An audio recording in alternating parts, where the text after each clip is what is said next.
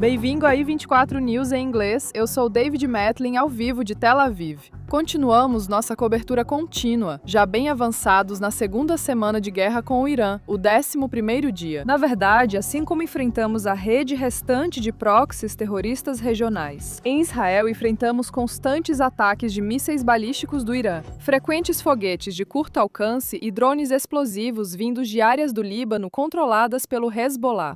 No geral, os planos de ataque conjunto de Israel e Estados Unidos avançam de forma constante, segundo autoridades. E o rumo futuro da guerra parece depender cada vez mais da decisão de um homem, o presidente Trump. Agora, Alex Schloss traz as últimas declarações do presidente dos Estados Unidos neste momento crítico. Estamos muito à frente do nosso cronograma inicial. Eu diria que provavelmente não imaginaríamos que após um mês estaríamos aqui.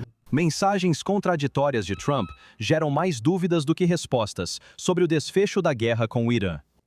Trump diz que o conflito pode acabar muito em breve.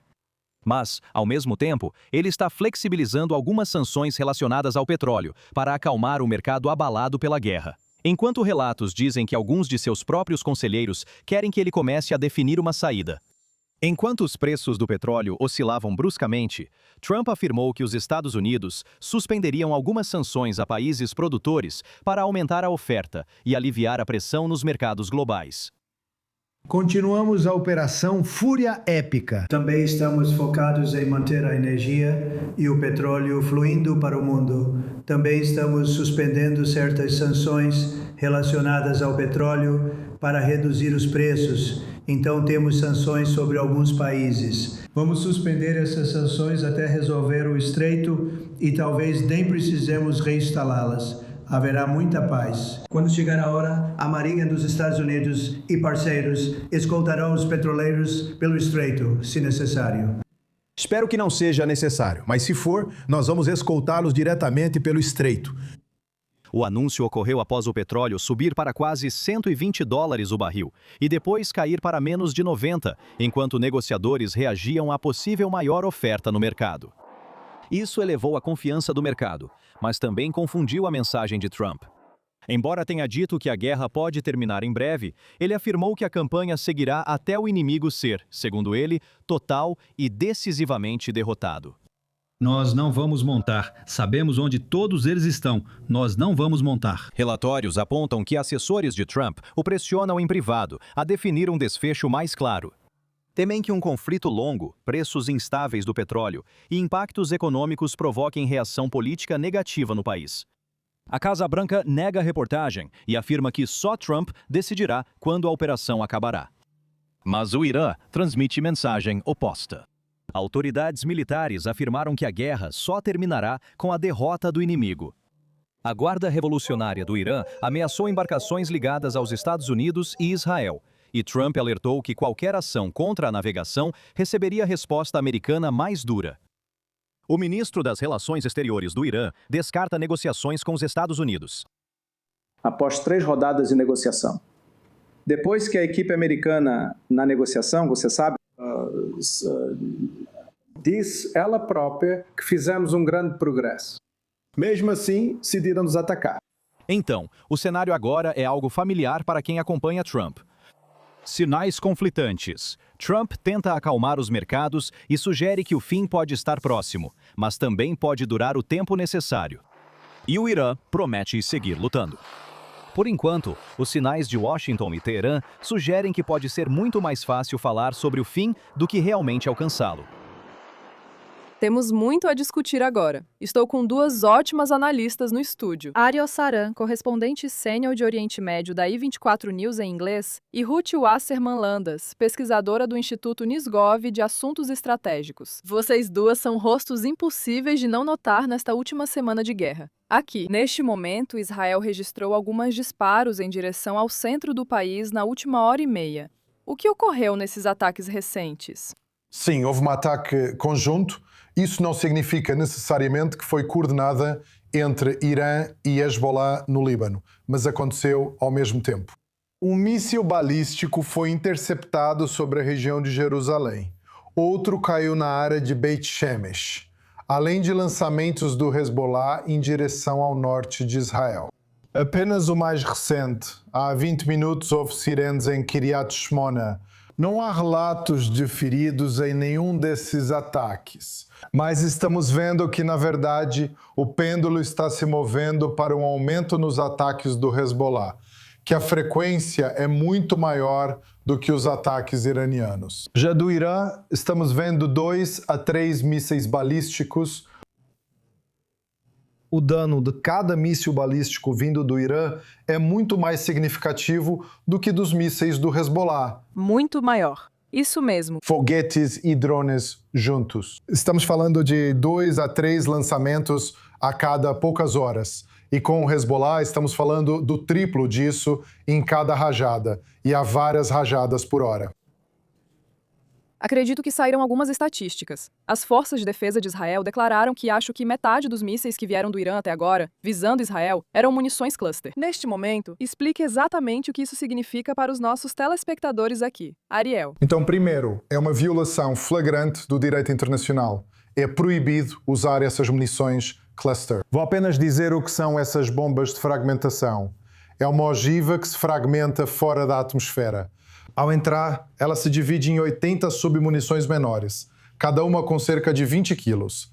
E assim, enquanto o impacto direto de cada uma é menos significativo do que o de uma ogiva de 400, 500 ou 800 quilos, o alcance do dano, a área afetada pelo dano, é muito mais significativa. E isso é, você sabe, uma tática clara de terror para tentar espalhar o medo na população israelense e aumentar a zona de impacto, em vez do dano em si. Mas isso também mostra que eles estão limitados em seus mísseis. Então, reduziram o número de mísseis simplesmente porque não conseguem lançar na frequência que gostariam. Então eles estão tentando compensar isso.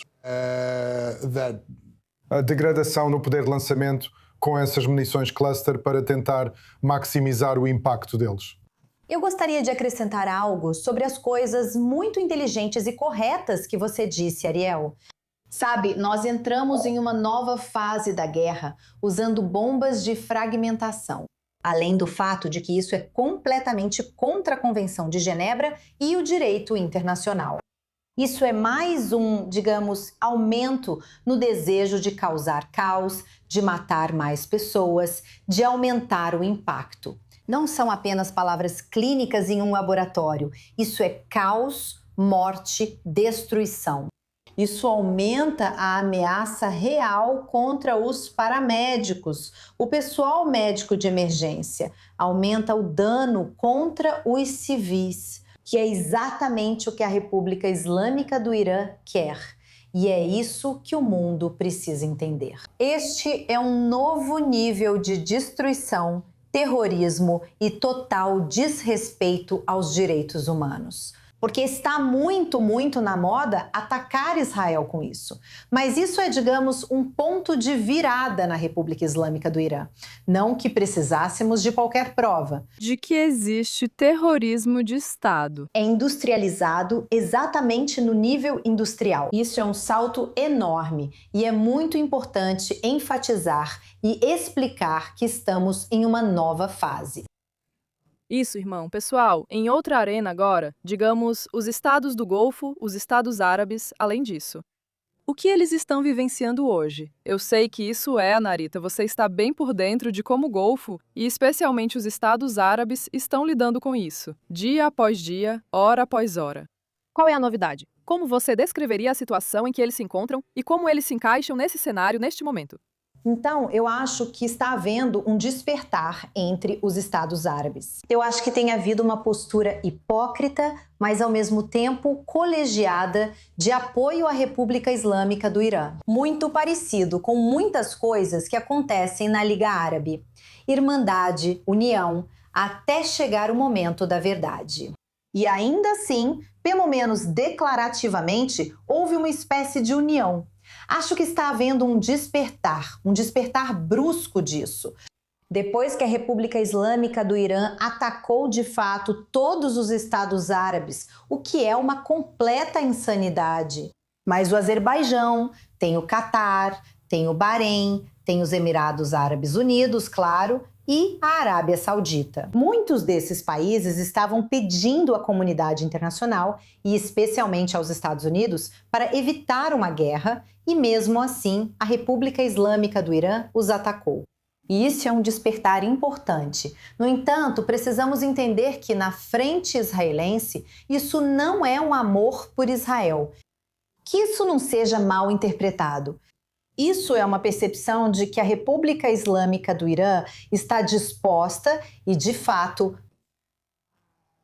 atacando a própria soberania.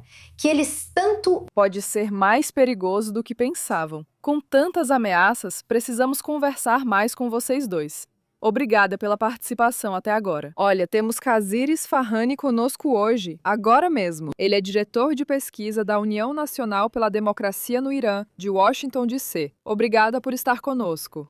Olha, sob essa pressão sem precedentes, acho que podemos dizer de Israel e dos Estados Unidos quão estável a Guarda Revolucionária parece neste momento, no 11º dia da campanha contra nós. Você está surpresa com a resiliência deles, até agora, pelo menos aparente.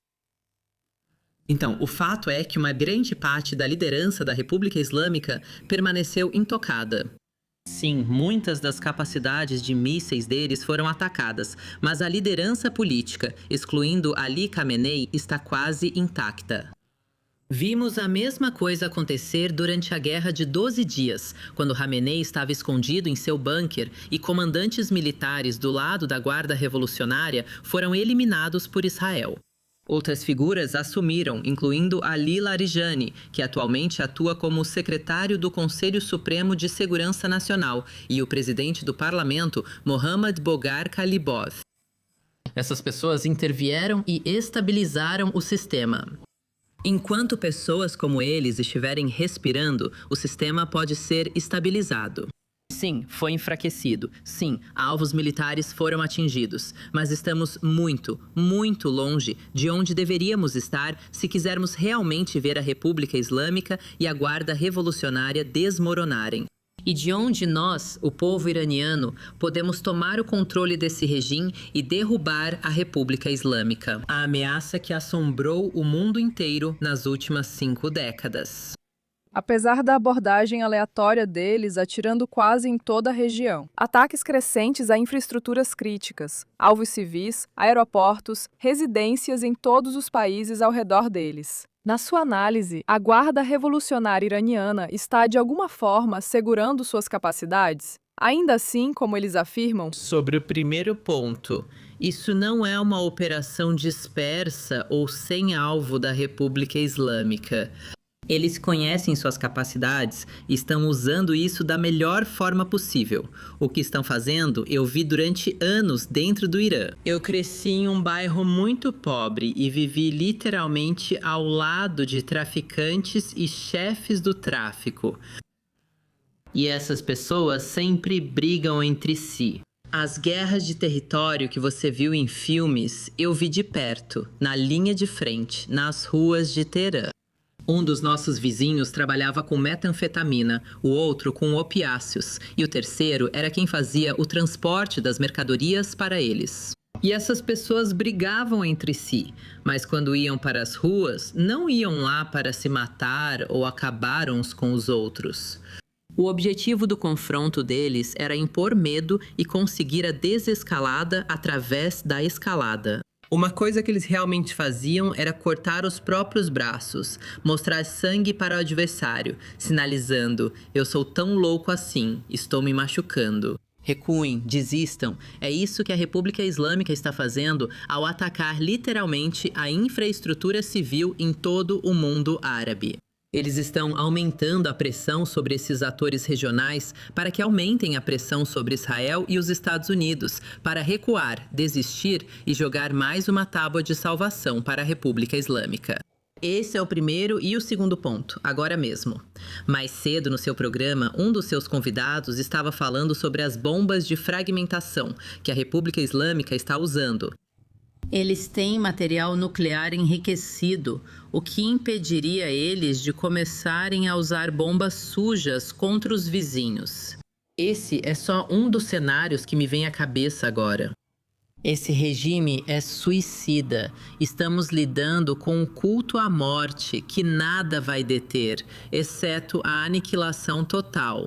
Então, o povo iraniano tem lutado contra esse regime nas últimas 5 décadas. Nós sabemos com o que estamos lidando. O mundo veio em nosso auxílio. Finalmente, os Estados Unidos e Israel estão finalmente nos dando uma chance de lutar, ao nivelar o campo de batalha. Mas o que estamos vendo agora não é suficiente para terminar o trabalho. Obrigada por estar conosco e pela análise, muita coisa acontecendo. Obrigada, Costra. Obrigado. Agora... A ministra das Relações Exteriores da Alemanha visitou Israel hoje, primeira visita diplomática de alto nível desde o início da guerra, e se reuniu com o ministro Saar. Levou-o para conhecer o país e até visitar um local do impacto mortal do míssil da semana passada. Há apenas uma hora, enquanto visitava Jerusalém, a ministra das Relações Exteriores provavelmente se abrigou com milhões em Israel, quando mísseis iranianos miraram a capital, aumentando a gravidade e a experiência completa de sua estadia aqui. Mais cedo, as ministras das Relações Exteriores de Israel e Alemanha falaram à imprensa sobre o conflito. Eu vi ontem porque você perguntou. Se você perguntasse apenas sobre Israel, eu poderia responder de uma forma diferente. Mas você perguntou sobre Israel e os Estados Unidos. Então eu acompanhei ontem os anúncios e a coletiva de imprensa do presidente Trump. Ele disse que a guerra não vai acabar esta semana. Fale comigo sobre isso na próxima semana. Obrigada. Próxima pergunta. Havia outra pergunta? Desculpa. A próxima pergunta era sobre o Hezbollah. Bem, não posso falar pela administração americana, mas está claro para mim que os Estados Unidos apoiam o direito de Israel à autodefesa. E o que aconteceu em 2 de março foi que o Hezbollah atacou Israel. E nós sabíamos. Tínhamos uma avaliação de que eles poderiam fazer isso e que deveríamos. É com nossos amigos americanos e está claro que eles nos atacaram sem provocação. Eles ainda estão seguindo um programa que pode levar eles a possuírem uma bomba nuclear, o que é, claro, uma ameaça para todo o mundo, não só para Israel ou para a Alemanha. Eles estão no caminho, com um programa de mísseis balísticos para possuir realmente uma grande quantidade dessas armas que ameaçam todos nós e assim por diante. E eles ainda alimentam e comandam, como vemos com o Hezbollah, esses grupos terroristas que estão atacando Israel. Hezbollah, Houthis e também o Hamas. Então, isso ainda acontece. E se eles estivessem prontos para uma solução diplomática, isso seria possível. Mas, pelo que ouvimos de Teherã, eles não estão prontos para uma solução diplomática.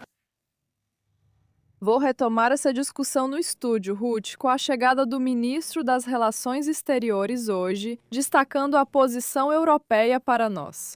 Vimos França e Reino Unido sendo arrastados de forma relutante, pelo menos ofensivamente, para essa situação.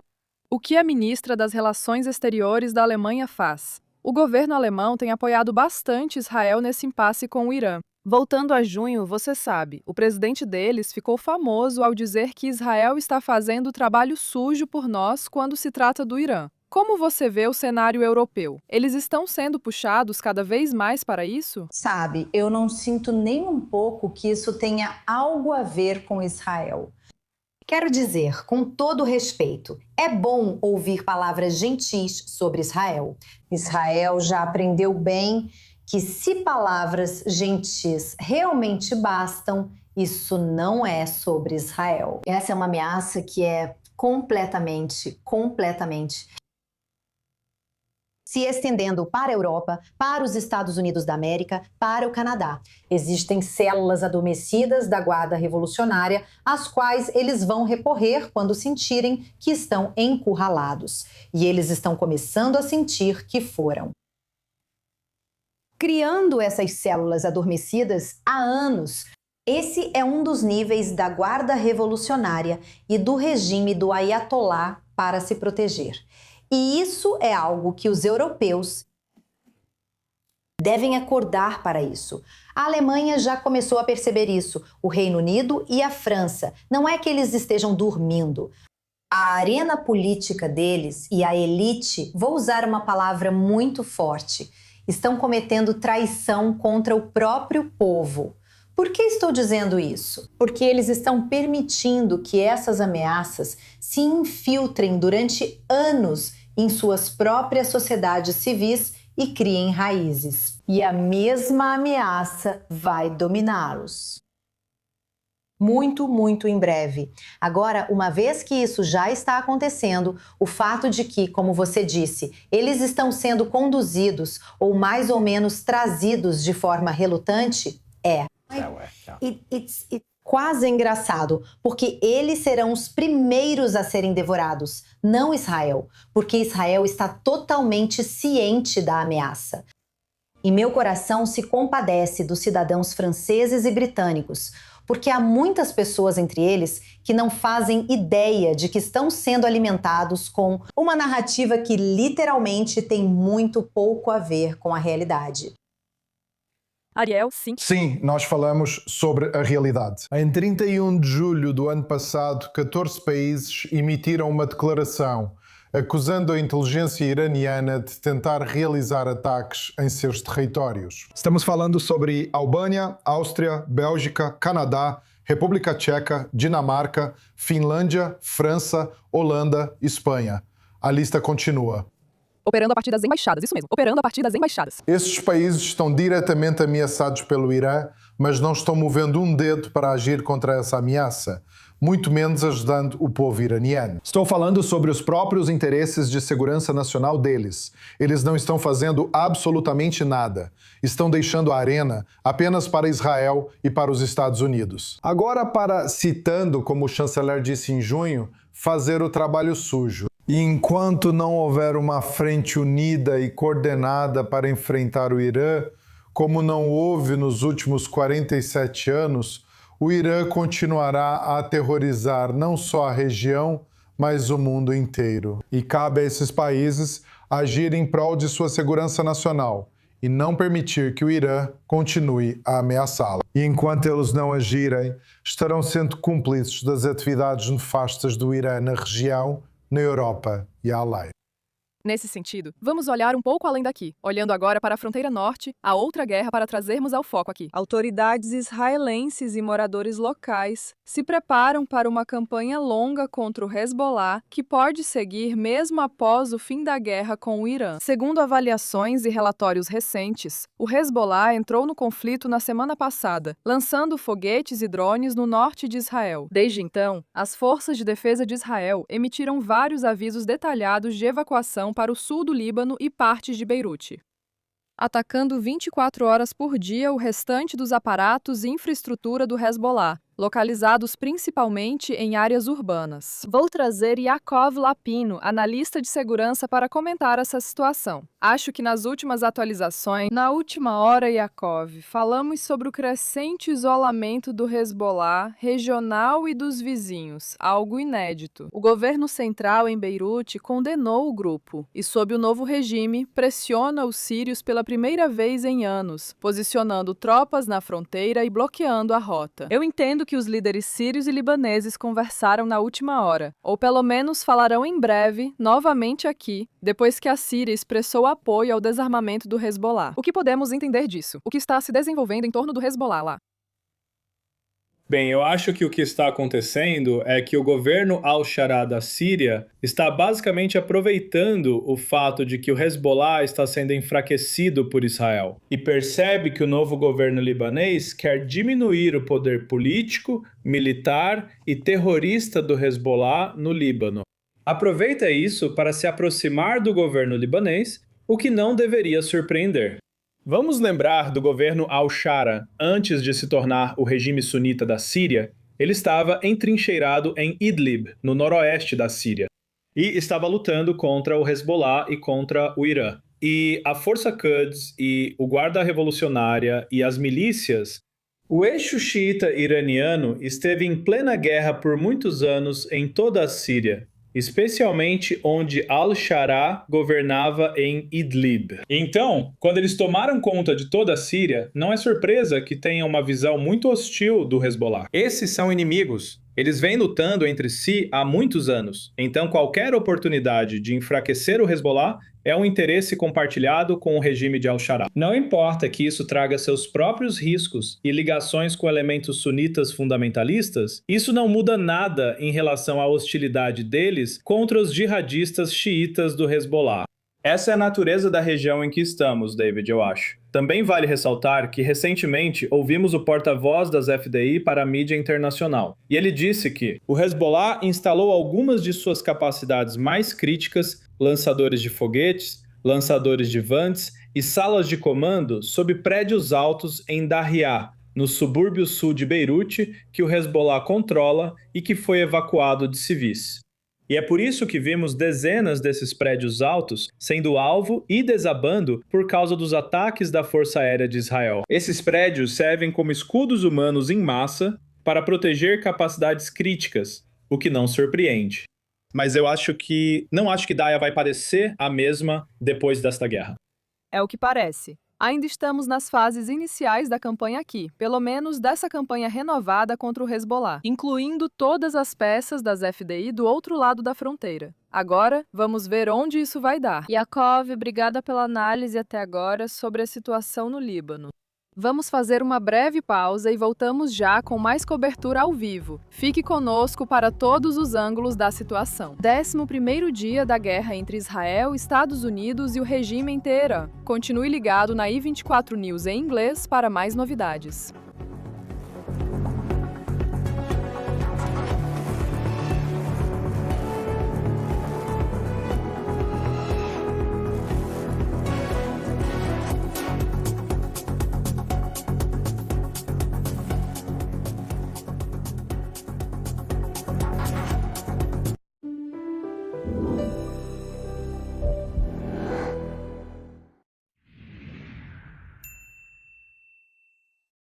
Você ainda está limpando o chão com vassoura e pá de lixo? Ou se ajoelhando no chão com papel toalha? Ou arrastando aquele aspirador grande e pesado? Olá, pessoal! Eu sou April Lufrio com mais uma oferta das invenções incríveis chamada Zippy Sweeper. É uma vassoura? É um aspirador? Não é nenhum dos dois. É uma vassoura elétrica que limpa sujeira e derramamentos rapidamente e com facilidade.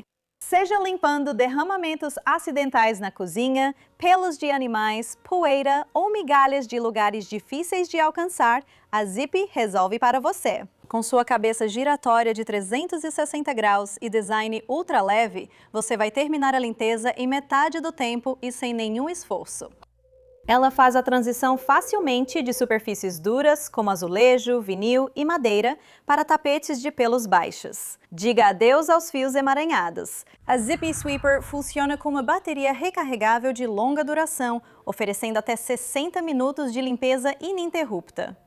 Esta vassoura tem compartimento de pó de esvaziamento automático, permitindo descartar a sujeira com um clique, sem sacos nem complicações. Ideal para casas com crianças ou pets, a Zippy Sweeper é silenciosa como um sussurro, permitindo limpar a qualquer hora sem incomodar. A Zippy Sweeper custa $109 na Amazon. Escaneando este QR agora, você pode comprar por apenas $59. Desconto instantâneo de $50. Zippy normalmente venderia para grandes varejistas, como o Walmart, Home Depot e outros, mas hoje estamos eliminando os grandes varejistas. Assim, você pode aproveitar essa grande economia em casa, acessando online ou escaneando e economizando muito com este código QR. Ah, e a Zippy também está oferecendo uma garantia de reembolso de 30 dias. Então, se você não gostar, é só devolver. E nós ainda cobrimos o custo do frete de devolução. Ninguém mais oferece esse tipo de garantia. Então, adquira hoje mesmo a sua Zippy Sweeper.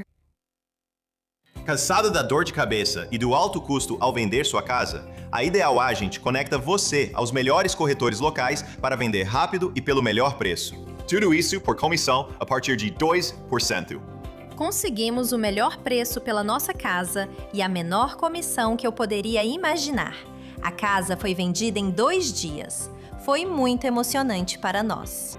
A Ideal Agent está disponível em todo o país, não há obrigação e, o melhor de tudo, nosso serviço é totalmente gratuito. Ligue hoje ou visite idealagent.com. Em momentos de desafio, a força vem de estarmos juntos. Israel Bonds lançou uma campanha internacional para reunir apoio global a Israel após as operações Fúria Épica e Leão Rugindo, enviando uma mensagem clara e poderosa de que agora é a hora de apoiar Israel com firmeza. Faça a sua declaração. Invista agora em israelbonds.com. Escaneie o QR Code para investir em Israel hoje.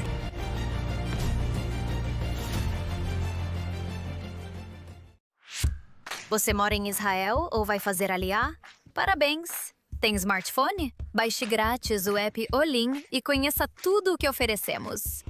Agendamento de consultas médicas e administrativas, pagamento de contas, verificação de dívidas, tradução, recomendação de prestadores, acompanhamento de solicitações e mais. Se não conseguir resolver sozinha, nossa equipe fala seu idioma e te ajuda em tudo. Em Israel, a partir de 199 shekels por mês ilimitado e para toda a família. Não hesite mais. Baixe o aplicativo ou entre em contato conosco.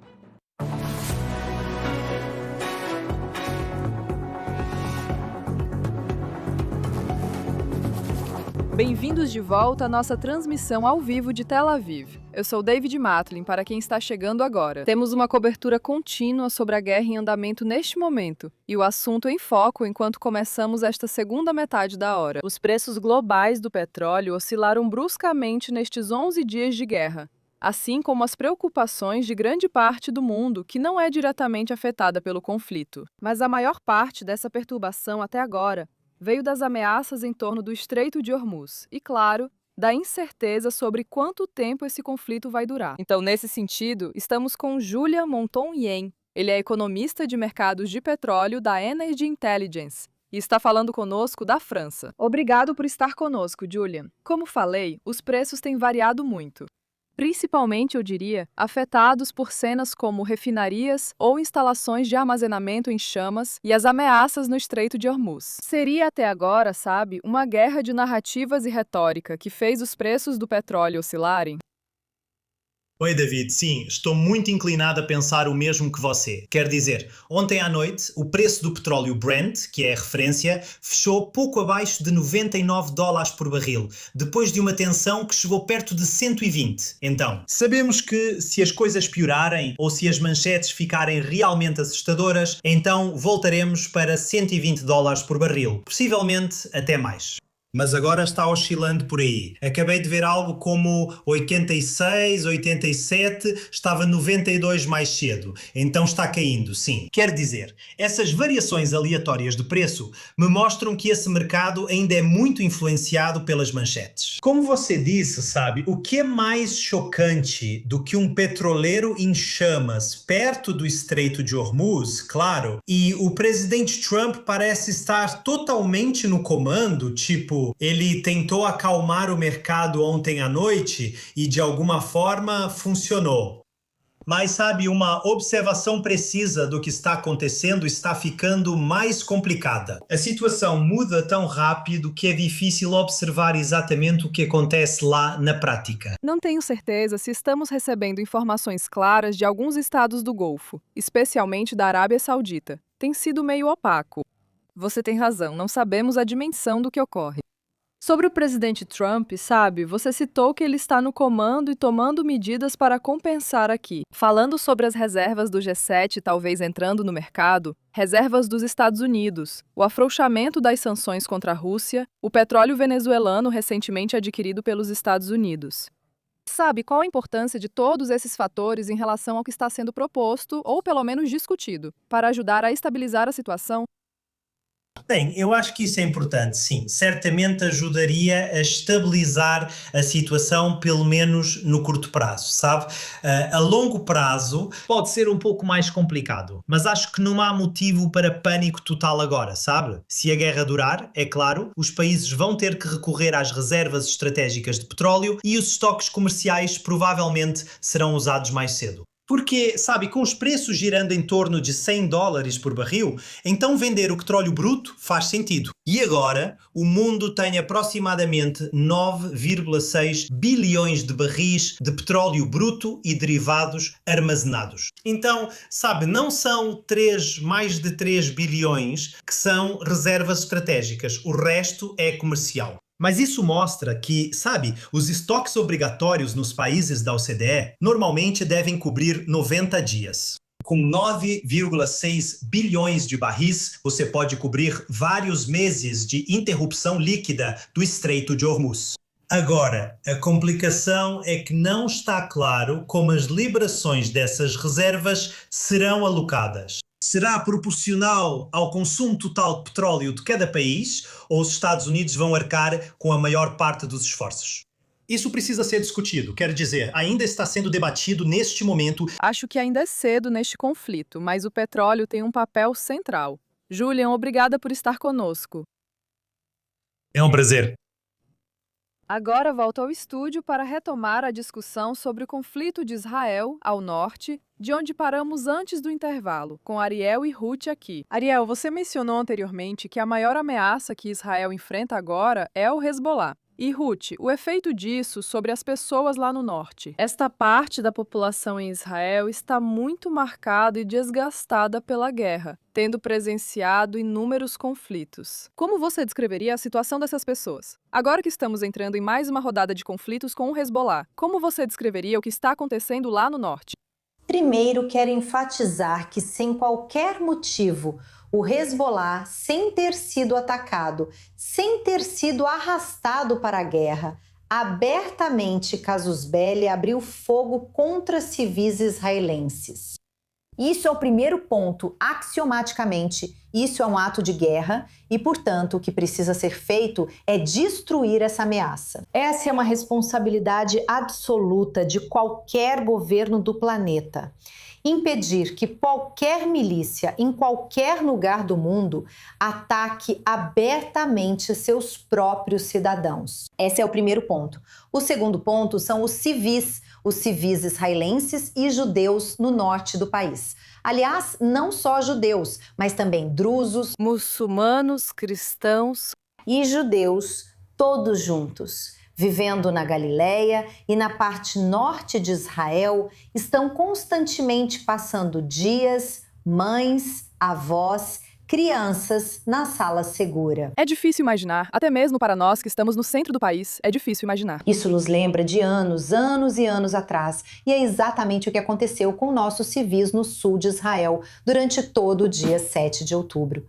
20 e poucos anos de bombardeios absolutamente constantes, de mísseis com pouco aviso prévio. Se é que alguém exatamente. Do Hamas contra a população civil no sul, da mesma forma do Hezbollah, quase nenhum aviso prévio. E essa é uma situação que francamente vai além do que Israel deveria ser obrigado a aceitar. Essas pessoas já aguentaram 20, 30, 40 anos de bombardeios intermináveis de foguetes. Isso é inaceitável, inexplicável. E com todo o respeito aos comentários gentis feitos pelo governo do Líbano. E Deus sabe, Israel quer paz com o Líbano e não quer guerra com o Líbano, mas isso já não é mais suficiente. Não vamos mais permitir que nosso povo fique escondido em abrigos seguros, sofrendo traumas pelo resto da vida e vendo crianças pequenas serem mortas. Porque não se pode mais oferecer refúgio seguro para terroristas absolutos que bombardeiam civis inocentes. Isso é inaceitável. Ariel, a Ruth está expressando o que parece ser a nova doutrina de segurança de Israel. Essa linha de frente, você. Houve décadas, basicamente, em que nos escondemos atrás de muros cada vez mais altos, defesas cada vez mais impressionantes. Não mais. Essa não é mais a posição de Israel. Israel é um país pequeno, não tem o luxo de profundidade estratégica, só pela sua geografia. E nós vimos isso. Essa fraqueza sendo aproveitada pelo Hezbollah. Além do Hamas em 7 de outubro, o Hezbollah entrou na guerra em 8 de outubro de 2023. O que fez foi, sim, lançou foguetes e drones contra o norte de Israel, como está fazendo agora, embora cada rajada seja de intensidade menor do que antes, por exemplo, quando eles atacam o Monte Meron, agora lá em 2024, eram 40 foguetes por rajada, mas agora são 4 foguetes. Inimaginável o que vivemos. Mas em que época? O que motivou a evacuação de mais de 100 mil israelenses do norte de Israel foram os mísseis guiados antitanque que foram lançados sistematicamente contra casas de civis. Casa por casa, rua por rua, eles simplesmente destruíam as casas. E isso tornou a situação insustentável, levando à evacuação. Mas o que é diferente agora é que, após o cessar-fogo e a operação terrestre no Líbano, onde Israel agora mantém várias posições no sul do Líbano, Israel passou a ter essa profundidade estratégica na forma de uma zona de amortecimento. E são as tropas israelenses, os soldados das FDI, que com seus próprios corpos servem como essa barreira. Eles estão protegendo as comunidades israelenses na fronteira, impedindo que sejam alvo do Hezbollah, e estão sofrendo baixas, com certeza. E é sim, mas essa é a nova doutrina de defesa de Israel sendo empregada no terreno, e Israel está colhendo os frutos disso na frente interna. O fato de Israel ter essa zona de proteção no sul do Líbano e vai manter essa zona de proteção por enquanto a ameaça do Hezbollah persistir. Israel pode se beneficiar por não precisar evacuar seus residentes. Ao contrário do Líbano, onde 700 mil libaneses foram evacuados de suas casas no sul do Líbano e da Daie, em Beirute. A grande diferença é a abordagem israelense, que fornece mapas e avisos para orientar civis a saírem do perigo. Não vi esses comunicados do Hezbollah. Ariel, Ruth, fiquem conosco. Temos outros temas a tratar para ampliar nossa visão geral. Desde o início da guerra, é o secretário de Guerra dos Estados Unidos, Hegseth, que se destacou como uma das vozes mais proeminentes da política do governo Trump em relação ao Irã em especial. Aqui está a declaração mais recente dele. Os vizinhos do Irã, e em alguns casos antigos aliados no Golfo, os abandonaram, assim como seus proxies, o Hezbollah, os Houthis e o Hamas, que estão ou destruídos, ineficazes ou à margem. O Irã está sozinho, e eles estão perdendo feio. Veja, isso não é 2003. Isso não é aquela construção interminável de nações como os atoleiros que vimos sob Bush ou Obama. Nem chega perto disso. Nossa geração de soldados não vai deixar isso acontecer de novo, e nem este presidente, que deixou muito claro que era contra esse tipo de missão interminável e de escopo nebuloso. Esses dias acabaram. Em vez disso, estamos vencendo de forma decisiva, com eficiência brutal, domínio total do espaço aéreo e uma vontade inquebrável de cumprir os objetivos do presidente. Na nossa cronograma... O correspondente sênior dos Estados Unidos, Mike Wagenheim, tem acompanhado realmente as atualizações de hora em hora, declarações, coletivas de imprensa no Departamento de Estado. Mike, qual é a novidade mais recente que saiu do governo? Aí. Aguardamos David Caroline Levitt, porta-voz da Casa Branca, para a coletiva em cerca de 1 hora e 15 minutos. 14 horas no leste dos Estados Unidos, 20 horas aí. Enquanto isso, Donald Trump ainda não se pronunciou sobre o assunto. Hoje, pelo menos publicamente, aposto que isso não vai durar muito tempo. Mas ouvimos mais cedo, como você mencionou, do secretário de Defesa Pete Hegseth e do chefe do Estado-Maior Conjunto, Dan Kane. Eles passaram pelos fatos e números. Hegseth mais como um showman, mas Kane apresentou alguns dos fatos e números. Os lançamentos de mísseis balísticos iranianos caíram cerca de 90%. Ataques de drones. Esse é importante, ele diz. Eles caíram cerca de 83%. E as forças dos Estados Unidos já destruíram 50 embarcações da Marinha iraniana. Além disso, os Estados Unidos estão usando aquelas bombas destruidoras de bunkers de 900 quilos, por assim dizer, contra locais de lançamento de mísseis do Irã. Então, esses são os números concretos. O que isso significa na prática? Bem, os ataques iranianos estão diminuindo. O lado americano sente que tem a superioridade aérea ao seu alcance, que a superioridade naval já foi basicamente conquistada. Mas Hegseth tem refletido os sentimentos que Donald Trump expressou ontem, muito otimista, mas ainda não pronto para encerrar as coisas. Na verdade, Hegseth disse que hoje será o dia mais intenso de ataques contra o Irã. Mais caças, ele disse, mais bombardeiros, ele disse. Isso meio que se refletiu no que Trump disse ontem em uma reunião de republicanos na Flórida. Estamos vencendo de forma bastante clara, mas ainda não acabou. Mas nem Trump nem Hegseth estão dispostos a definir um cronograma exato ou parâmetros exatos sobre o que essencialmente seria considerado uma vitória daqui para frente. Aqui só estão vivendo um dia de cada vez.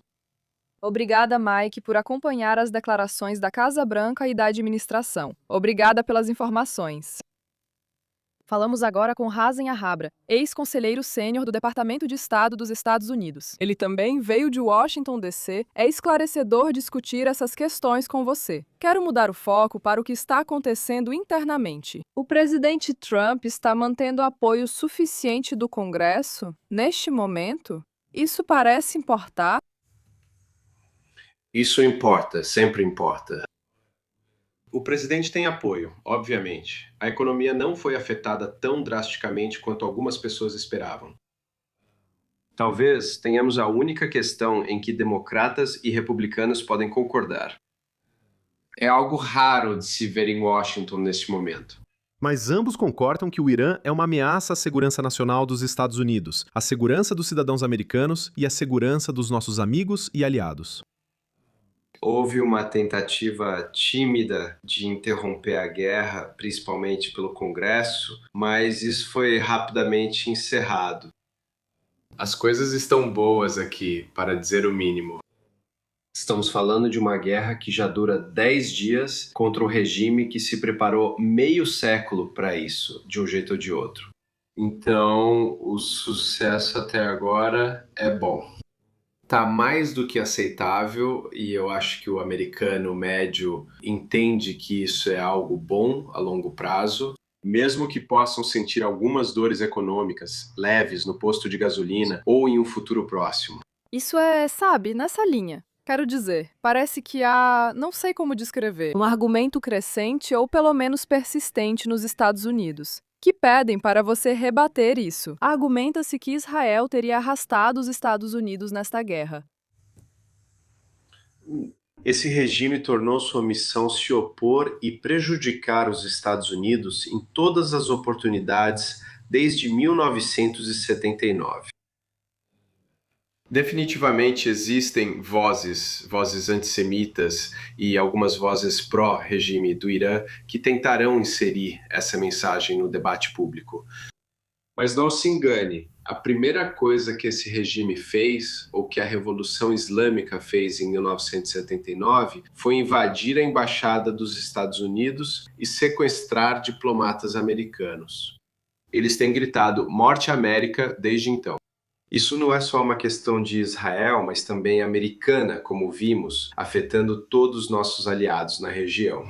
Enquanto o Irã lança mísseis não guiados ou mal guiados e drones por todo o Golfo, Eu concordo. Israel tem sido um aliado oportunista e eficaz na campanha dos Estados Unidos aqui. E claro, temos nossas preocupações estratégicas no Oriente Médio.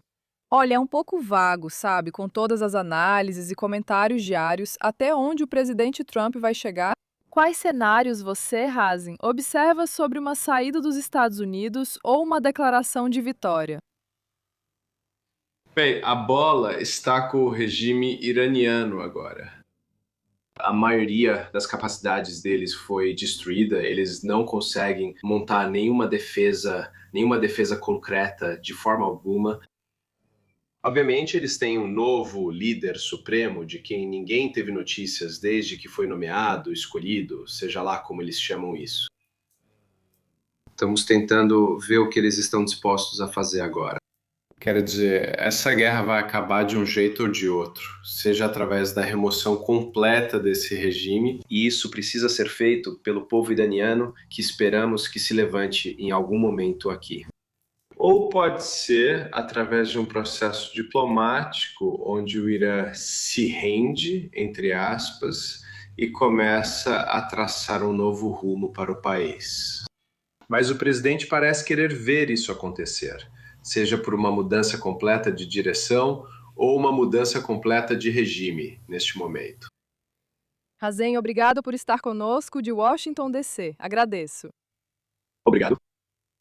Voltei ao estúdio com Arya Osram e Ruth Bosman Lenda. Estou analisando isso, sabe, novamente. Analisando a situação na região do Golfo neste momento, eu sei que os ataques continuam acontecendo agora. E Ruth, ao ver isso, você menciona um despertar nos países árabes do Golfo agora. Mas tem surgido cada vez mais relatos, pelo menos de ataques à infraestrutura de água, a algumas dessas coisas críticas que poderiam levar isso a outro nível. Isso é um grande perigo, um ponto de virada. E na sua visão, se coisas assim começarem a ser destruídas pelos iranianos?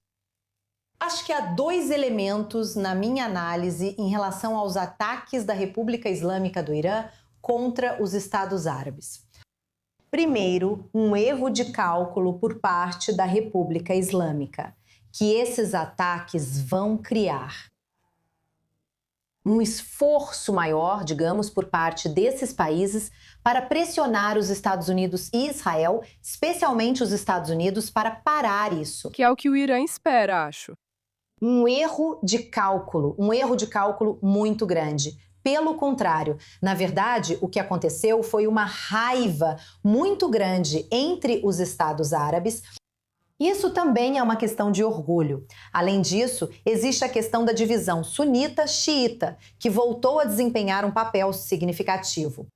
Mas isso saiu pela culatra. Não vai ser assim. Precisamos, ao mesmo tempo, não nos enganar, nem nos Estados Unidos, nem Israel, de que esse não é um caminho para o inimigo. O inimigo do meu inimigo é meu amigo. Mas, na verdade, sim, somos contra a República Islâmica do Irã. Vimos que eles, de fato, não têm nenhum escrúpulo em atacar nosso território, nossa soberania, nossas repúblicas e nossa independência. Mas isso não é um passe livre para dar as mãos a Israel ou aos Estados Unidos.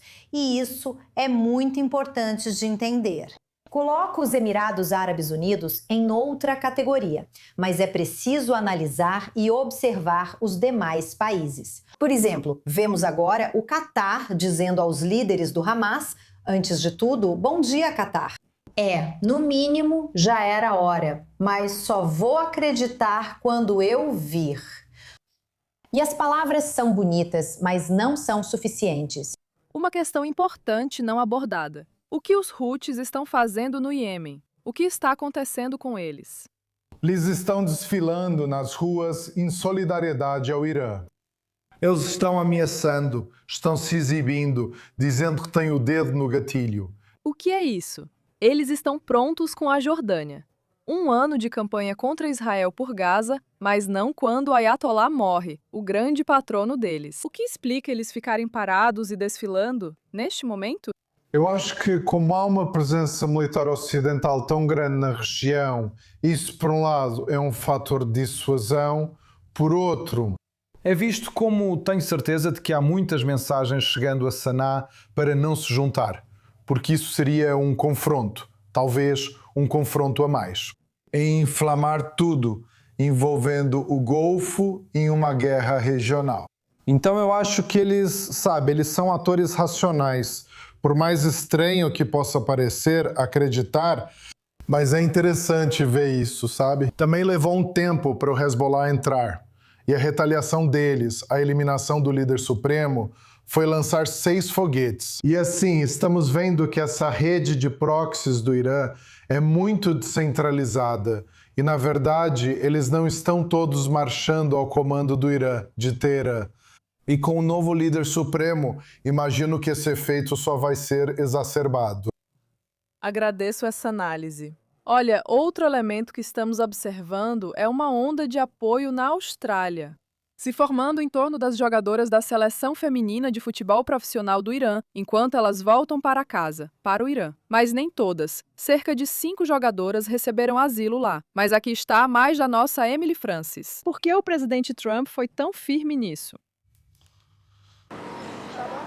Mesmo usando véus, mais de 20 jogadoras iranianas de futebol mostraram suas habilidades na Austrália durante a Copa Asiática. No entanto, 5 das estrelas do time se recusaram a cantar o hino nacional do Irã, com milhares e milhares de manifestantes iranianos mortos pelo regime. O presidente Trump tem usado a Truth Social para pressionar publicamente o governo australiano a oferecer asilo aos atletas. O presidente Trump me ligou esta manhã, pouco antes das 2 da manhã. Tivemos uma conversa muito positiva.